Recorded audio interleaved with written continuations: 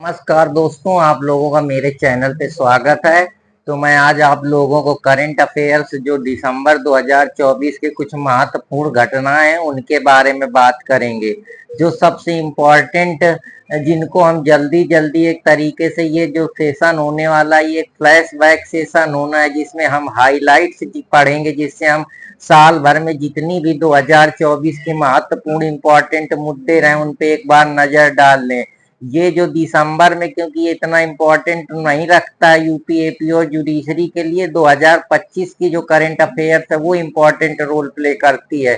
तो हम 2024 को एक सरसरी निगाह से देख लेते हैं, जिससे हमको जो इम्पोर्टेंट न्यूज़ें रही हैं 2024 में, जो चीजें घटी हैं उस पर एक हमारा कर्सरी माइंड में एक ग्लैंस बन जाए, एक समझ पैदा हो जाए। तो हम इस उद्देश्य से आज मैं आप लोगों के लिए कुछ इम्पोर्टेंट करंट अफेयर्स लेकर आया हूँ। जो मनमोहन सिंह है, जिनके लिए जो हमारे देश में जब वो मरे, जो कि यहाँ के प्रधानमंत्री भी रहे, कांग्रेस की जब सरकार रही, तो सात सात दिन का उनके लिए शोक भी मनाया गया। जो मनमोहन सिंह है उनकी इम्पोर्टेंस इस वजह से बढ़ जाती है क्योंकि उन्होंने जो एलपीजी की पॉलिसी हम देख रहे हैं, जो इकोनॉमिक रिफॉर्म हुए हैं, किस प्रकार से इंडस्ट्रियलाइजेशन और रेपिड मॉडर्नाइजेशन की ग्रोथ हुई है, कहीं ना कहीं उनका इसमें बहुत इंपॉर्टेंट रोल रहा है।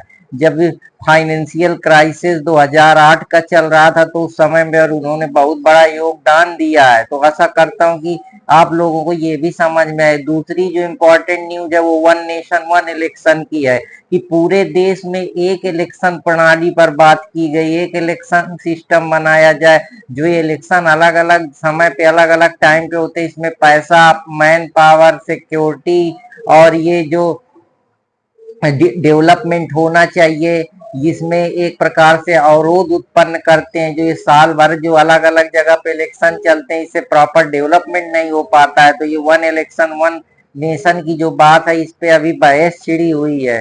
तो ये एक इलेक्शन को सिंक्रोनाइज करने के लिए एक तरीका है, जिससे हम जो एडमिनिस्ट्रेटिव बर्डन है और एक्सपेंडिचर है उसको कम कर सकें। तीसरा जो इम्पोर्टेंट न्यूज है वो इंडिया ने एग्जिट कर दिया है WHO के HBHI ग्रुप से। जो मलेरिया के केसेस पे उसने उतना ज्यादा इम्पोर्टेंट रोल नहीं प्ले कर पाया या वो सपोर्ट नहीं दे पाया। तो ये मैं जैसा आप लोगों को बताया हूँ कि ये फ्लैशबैक सेशन है, तो यहाँ हम बहुत डिटेल में नहीं जाएंगे, लेकिन हम एक ऊंचा ऊंचा उस पर अनुभव लगा लेंगे, जिससे हमको आसानी होगी ये सारी चीजें समझने में। 21 दिसंबर को जो है वो मेडिटेशन डे मनाया जाता है। मेडिटेशन हमारे जिंदगी में कितना इम्पोर्टेंट रोल प्ले करता है, कैसे पीस लाता है, कैसे हारमोनी लाता है, कैसे हमारे बॉडी माइंड को बैलेंस करता है। इन्हीं सारी चीजों पे जो 21 दिसंबर को वो मेडिटेशन के बारे में बात करता है, कि मेडिटेशन के जरिए कैसे हम अपनी जो स्पिरिचुअल या मेंटल हेल्थ है उसको बेहतर बना सकते हैं, और बेहतर अपने माइंड का जो एक बैलेंस है या जो अपनी एनर्जी है उसको सब्लिमेशन कर सकते हैं, ऊपर उठा सकते हैं और बेहतर तरीके से चीजों को समझ सकते हैं, अपने अंदर क्रिएटिविटी पैदा कर सकते हैं, जो हमारे माइंड को पीस देता है, शांति देता है, हमको कंट्रोल हम अपने माइंड पे कर पाते हैं।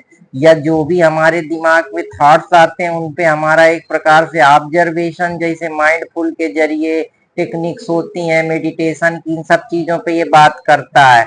मेडिटेशन अलग अलग चीजों पे, ह्यूमन की हेल्थ पे इसका कितना बड़ा रोल है। मेडिटेशन अपने आप में एक हम कह सकते हैं कि प्रैक्टिस है जो करी जाती है, जिससे जो जितनी भी समस्याएं हमारे इनर जो सिस्टम है या इनर कॉन्साइंस है, हमारे कॉन्शियसनेस को एक बेहतर रिलीफ मिल सके। तो इस सब चीजों के लिए मेडिटेशन की इम्पोर्टेंस बढ़ जाती है।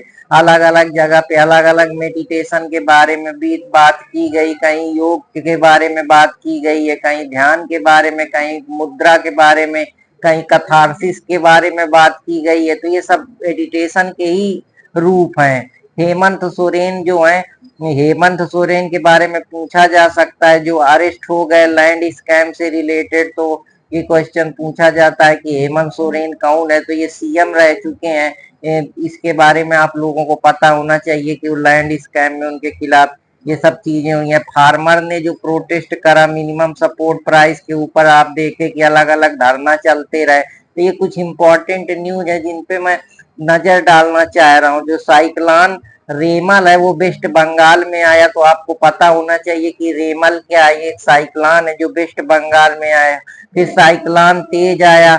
अब साइक्लोन आप जानते हैं कि क्या होते हैं, दो प्रकार के। एक प्रकार से जब प्रेशर बेल्ट होती है, हवाओं का जो एयर सर्कुलेशन होता है उसमें एक प्रकार से हम कह सकते हैं एयर सर्कुलेशन में जब डिसबैलेंस क्रिएट हो जाता है, तो जब हवाएं जो होती हैं हाई प्रेशर की तरफ बढ़ने लगती हैं, तो जो ये हवा होती है ये समुद्र से या पानी जो भाप बन के ऊपर जाता है तो ये बवंडर लाता है। ये जो हमारा एटमॉस्फेयर होता है उसमें परिवर्तन क्रिएट करता है, जिससे क्लाइमेट चेंज में जो होता है डिस्टरबेंस होता है। हवाएं की होने की वजह से जो क्लाइमेट चेंज होता है उसकी वजह से एयर सर्कुलेशन जो है वो हाई एयर सर्कुलेशन या लो एयर प्रेशर का जो खेल होता है, अगर लो एयर प्रेशर बनता है तो हवाएं ऊपर की ऊपर उठती हैं। जब ऊपर की ऊपर उठती हैं तो गर्म हवाएं ऊपर जाके संतृप्त होती हैं, सैचुरेट होती हैं, जिसकी वजह से अलग अलग प्रकार के जो पानी होता है, पानी ज्यादा बरस जाता है, उसकी वजह से डिस्ट्रक्शन आता है, बहुत ज्यादा हवाएं चलती हैं, जिसकी वजह से मानव हेल्थ, प्रॉपर्टी, सब चीजों को खतरा होता है। तो ये सारी चीजों पे मैं आप लोगों को ये जो क्लाइमेट चेंज का एक तरीके से हम कह सकते हैं क्लेमेटोलॉजी का पार्ट है जो बनती हैं जनरली। ये जो साइक्लोन आते हैं, एंटी साइक्लोन होते हैं, जहाँ पे जो ये चीजें होती हैं वो क्लॉकवाइज डायरेक्शन या एंटी क्लॉकवाइज डायरेक्शन चलती हैं। एंटी क्लॉकवाइज डायरेक्शन में जो हवाएं होती हैं वो प्रेशर अंदर की तरफ लगाती हैं, जिससे जो आई वॉल होता है वो ऊपर की तरफ उठता है। जबकि एंटी साइक्लोन में जो होता है जो हमारे और एयर की चीजें होती हैं वो इम्पोर्टेंट रोल प्ले करती हैं, जहाँ सर्कुलेशन ऊपर नीचे होता है। ये सारी चीजों पे बात कर किए जाती है। तो इन्हीं सारी चीजों का परिणाम है जो साइक्लोन आते हैं या एंटी साइक्लोन आते हैं। तो साइक्लोन तेज जो है वो अराबियन सी पे आया।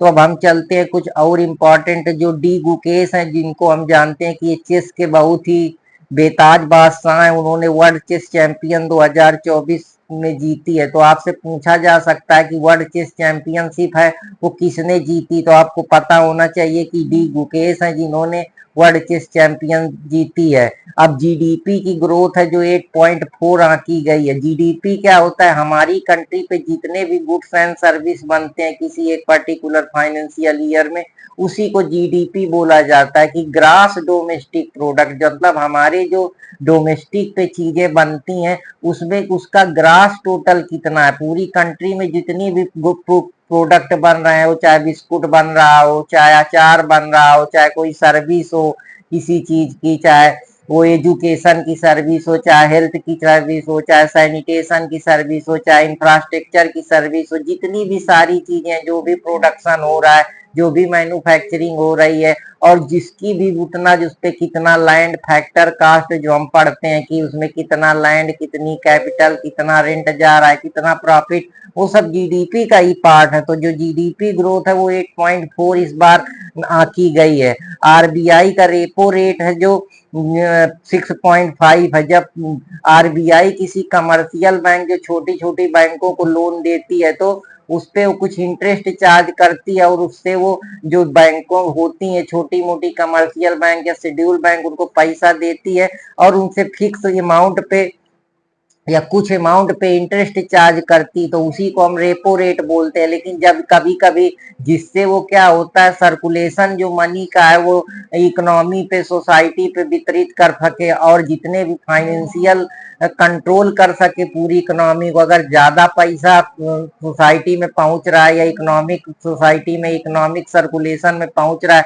तो उसको कैसे रिड्यूस करना है, तो एक्स्ट्रा चार्ज लगा देती है। जब चार्ज ज्यादा लगा देती है तो जो छोटी छोटी बैंक हैं वो नहीं लेती हैं लोन, क्योंकि उनको ज्यादा पैसा देना पड़ता है, जिससे वो मनी सर्कुलेशन या जो मनी सप्लाई मार्केट में है उसको बैलेंस कर पाती है। तो ये कुछ तरीके हैं जो कहीं ना कहीं इंपॉर्टेंट रोल प्ले करते हैं। इनको हम मॉनेटरी पॉलिसी, मौद्रिक नीति के अंदर जानते हैं। तो जब कभी मैं इन सारी चीजों के बारे में पढ़ाऊंगा तो हम बात करेंगे। हालांकि हम यहाँ पे अभी एक फ्लैशबैक करंट अफेयर्स पढ़ने का प्रयास कर रहे हैं, तो आशा करता हूं कि आप लोगों को पसंद आएंगी। जो कॉर्पोरेट जो अभी कॉप की मीटिंग हुई है कॉन्फ्रेंस ऑफ पार्टी का आपको बोला जाता है। तो जो कॉन्फ्रेंस ऑफ पार्टी जहाँ जो अलग अलग देश होते हैं, जो स्टेट एक्टर होते हैं, वो आके अपनी बात को रखते हैं, कौन कौन सी समस्याएं हैं जो डिप्लोमेसी के मामले हैं, या ग्लोबल डिप्लोमेसी है, या पॉलिटिकल डिप्लोमेसी है, मरीन की डिप्लोमेसी है, या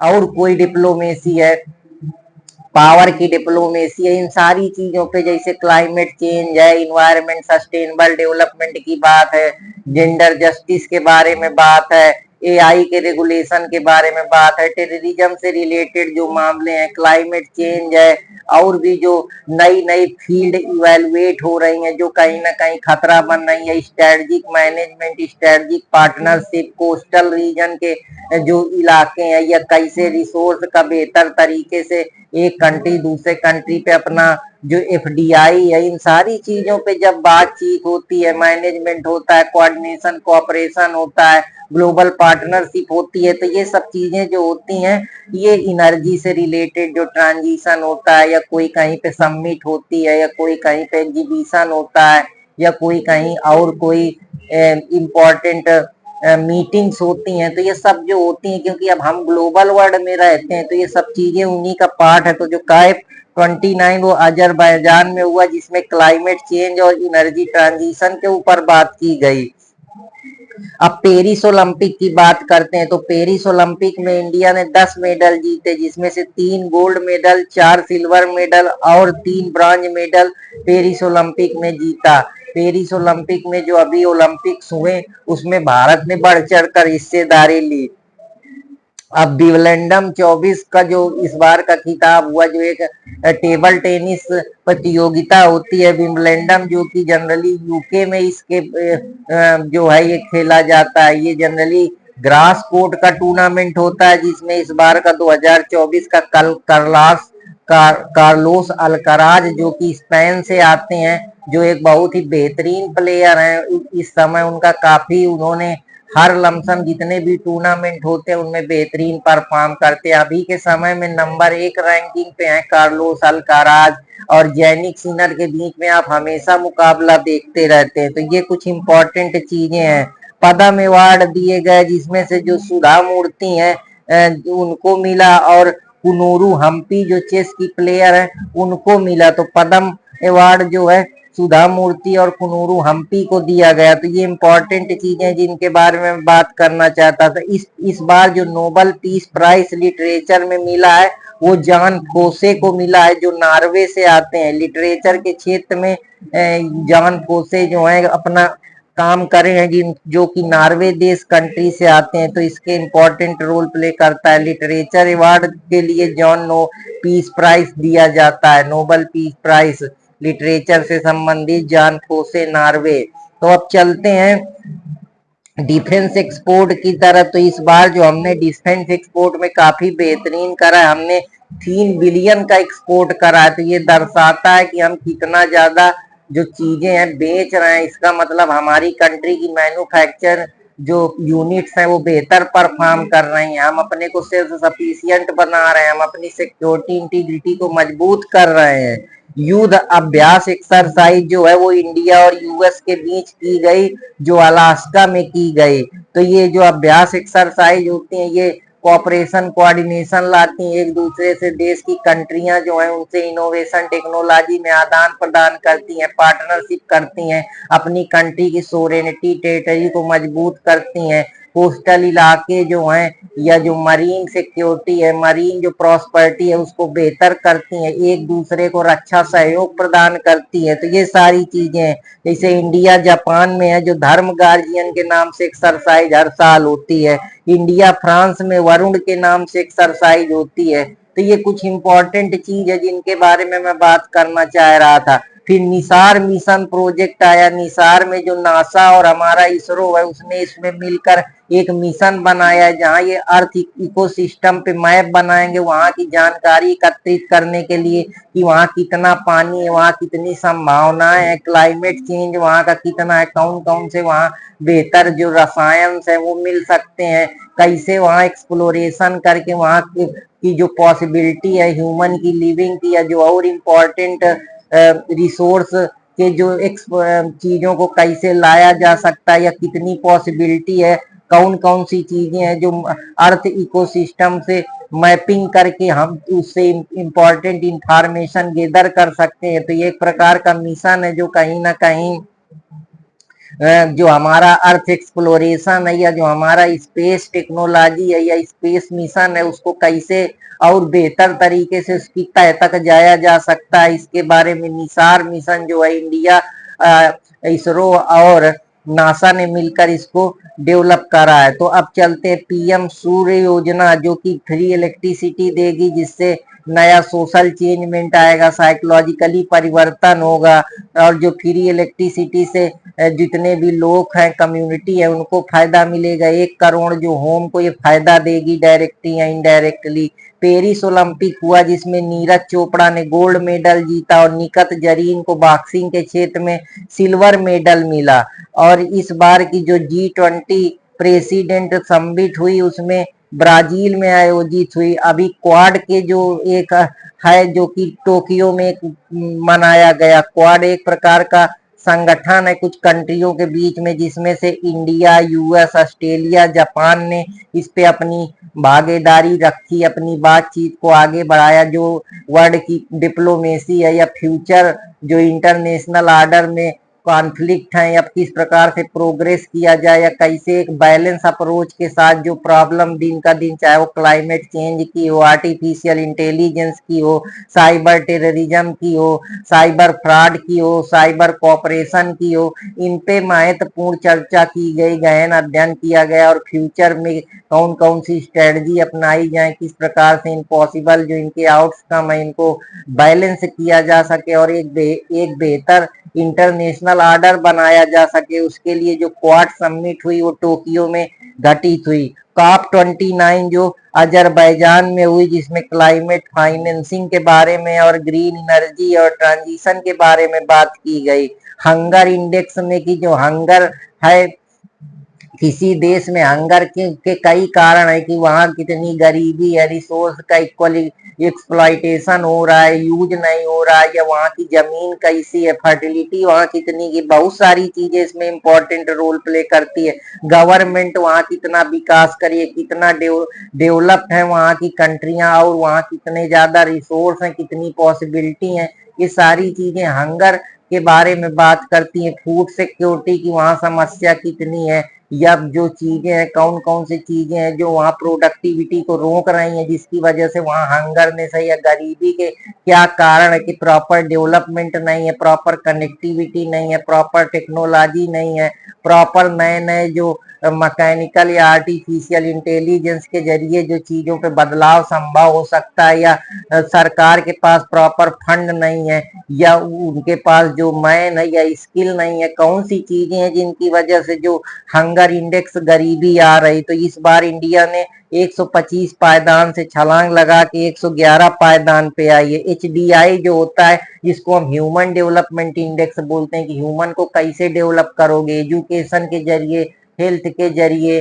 स्किल के जरिए, पीस के जरिए और ह्यूमन कैपिटल फॉर्मेशन के जरिए। तो ये कुछ आयाम है, या इकोनॉमिक सिक्योरिटी, सोशल सिक्योरिटी, ये सारी चीजें हैं। उसकी capability approach, income approach, wealth approach, resource का अप्रोच, ये सारी चीजों पे हम इससे लगा सकते हैं। तो इस बार इंडिया को जो है 2024 में 134 पायदान पर रखा गया। प्रेस के मामले में यहाँ बहुत ज्यादा सेंसरशिप है, अधिकतर लोग जो प्रेस में हैं वो बड़ी बड़ी कंपनियां होल्ड करती हैं, जो ट्रांसपेरेंसी है वो बिल्कुल ना के बराबर है। जो प्रेस है वो कहीं ना कहीं जो सत्ताधारी पार्टी है उनका सपोर्ट कर रही है, या वो रियल न्यूज नहीं दिखा रही है, फेक न्यूज दिखा रही है, TRP के लिए काम कर रही है। जैसे आप लोग आजकल प्रेस में देख रहे हैं, कोई आलिया भट्ट को बुला रहा है, कोई बड़े बड़े जो ये विज्ञापन हो रहे हैं उनको होल्ड कर रहा है, बड़ी बड़ी मीटिंग कर रहे हैं, और जो ग्राउंड रियलिटी पे गरीबी है, इन्फ्लेशन है,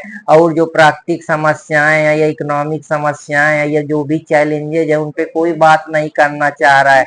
और जितने भी बड़े बड़े ये माफिया हैं, कैपिटलिस्ट हैं, ये सब जितनी भी प्रेस एजेंसी है, इनको एक इंडिपेंडेंट बॉडी होल्ड कर रही है, उसमें कोई ट्रांसपेरेंसी ना के बराबर है। जो सीनियर पत्रकार हैं वही उन सब चीजों को चला रहे। जूनियर पत्रकार जो भी हैं उनकी बात को आज की सरकार में ये सब चीजें नॉर्मल है, तो ट्रांसपेरेंसी नहीं है, अकाउंटेबिलिटी नहीं है, कहीं ना कहीं पूरी तरीके से माफियाइजेशन है, पॉलिटिकल जो ऑटोनॉमी है वो बिल्कुल ना के बराबर है। तो ये सारी चीजें जो प्रेस फ्रीडम को कहीं ना कहीं कम करती हैं। डेमोक्रेसी पे एक हम कह सकते हैं ये तमाचा है, कहने का डेमोक्रेसी है, लेकिन यहाँ प्रेस वालों को देखो दिन दहाड़े उनके प्रेस को गाड़ी के नीचे दबा दिया जाता है। कोई बड़े नेता से सवाल करो तो सवाल का जवाब ही नहीं देते हैं।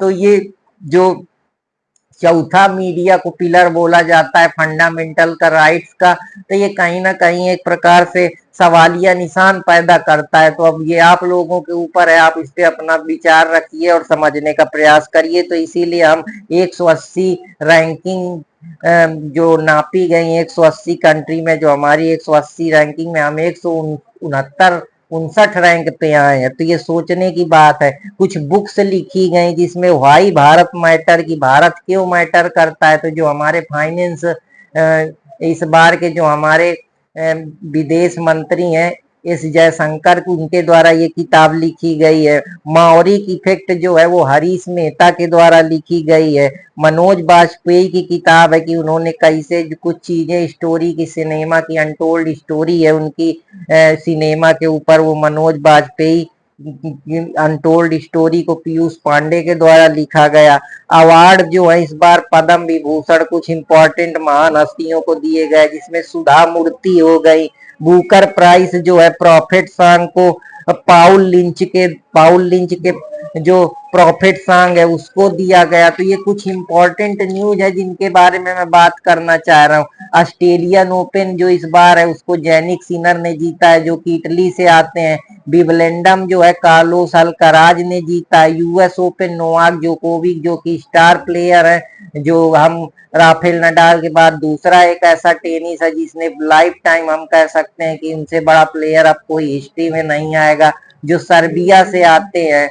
अब संजीव खन्ना को इस बार जो है कमेटी इलेक्टोरल रिफॉर्म का बना दिया गया, कमेटी में रखा गया। के राधा कृष्णन कमेटी जो है वो कैसे जो इसरो का फ्यूचर रोड मैप डिसाइड करेगी, जो हमारी स्पेस रिसर्च ऑर्गेनाइजेशन है इसरो, उसको किस प्रकार से फ्यूचर में space technology, space exploration, space possibility, space tourism, इन सारी चीजों पे एक कमेटी बैठा ली है, जिससे हम अपने स्पेस को और स्ट्रेंथन कर सकें और स्पेस में अपने को ग्लोबल पावर बना सके। तो अब इंडिया फॉरेक्स रिजर्व में, जो इंडिया का फॉरेक्स रिजर्व है वो 650 बिलियन पहुंच चुका है। डेविस कप जो है इस बार का इटली ने इसके टाइटल जीता है। बुक जो है ब्रेकिंग माउल्ड वो रघुराम राजन और रोहित लांबा के द्वारा लिखी गई है। गरुड़ शक्ति एक्सरसाइज इंडिया और इंडोनेशिया के बीच में जो इंसर्जेंसी जैसी समस्याएं होती हैं, जो गवर्नमेंट को उखाड़ फेंकना चाहती हैं, जो उनकी आइडियोलॉजी से संतुष्ट नहीं है, या ये कुछ माओवादी लोग हैं जिनके जो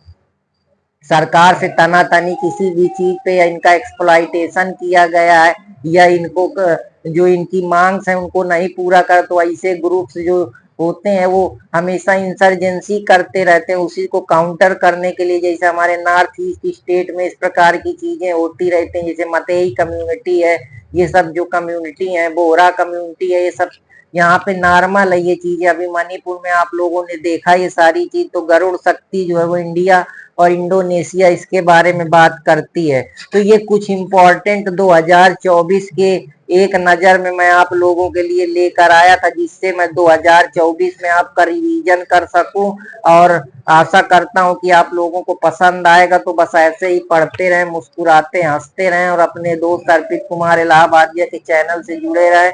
तो फिर मिलूंगा कोई नए टॉपिक के साथ, तब तक चैनल को जुड़े रहे, चैनल को लाइक सब्सक्राइब करते रहें। तो फिर मिलते हैं, तब तक के लिए जय हिंद दोस्तों, जय भारत।